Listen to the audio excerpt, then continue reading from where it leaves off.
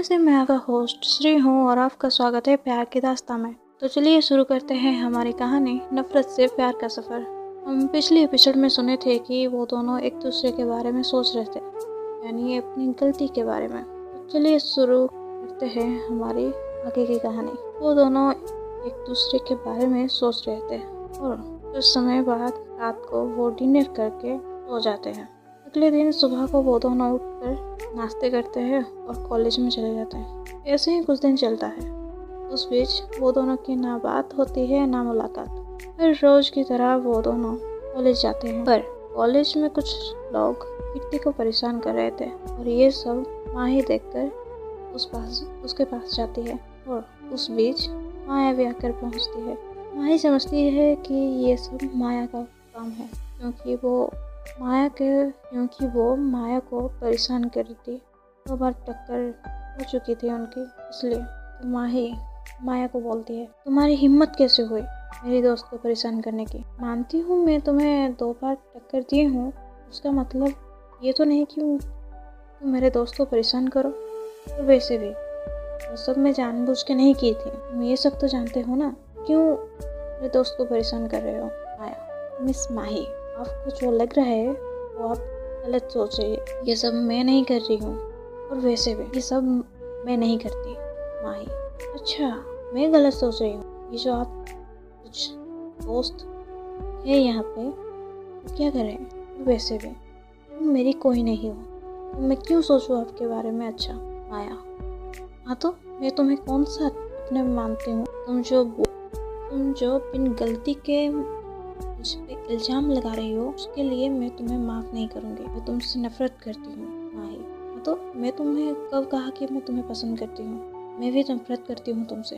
उसके बाद माया और माही दोनों चले जाते हैं। उस बीच माया अपने दोस्तों के पास जाती है और कहती है, तुम सब ये जो कर रहे हो ये कुछ सही नहीं कर रहे हो।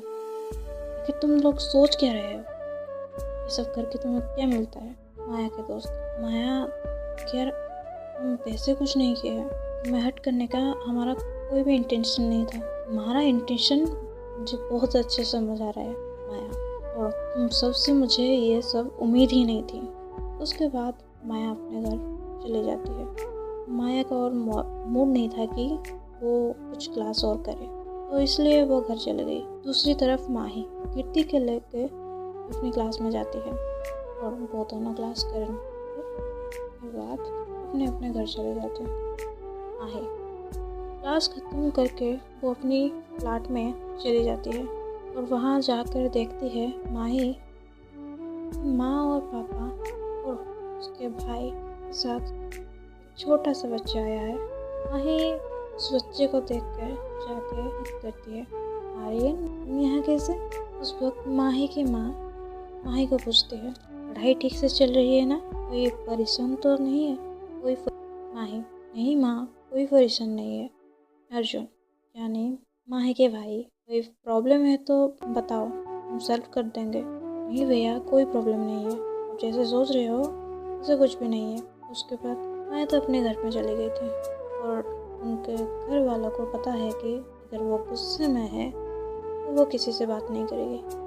तो ऐसा ही होता है, वो अपने घर पे जाके रूम में चुपचाप बैठी रहती है। और दूसरी तरफ माही बोथ ऑफ आर्यन के साथ मस्ती कर रहा था और आर्यन बोल रहा है, आंटी आप ना इतने लेट क्यों आए? बताए, मैंने आपको बहुत मिस कर रहा हूँ। माही, अच्छा आप मुझे मिस कर रहे हैं?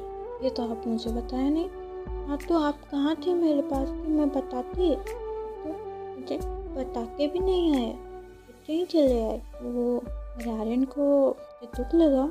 हाँ तो मुझे दुख होता है, आप ही तो बनते नहीं हो। अरे आर्यन, तुम इतनी नौटंकी क्यों करते हो? कि बाबा आई एम सॉरी, फिर गलती नहीं करूँगी। हाँ तो मैं तो वही करती हूँ, आप गलती करते हैं। मैं समझ नहीं पाती, क्यों पता नहीं।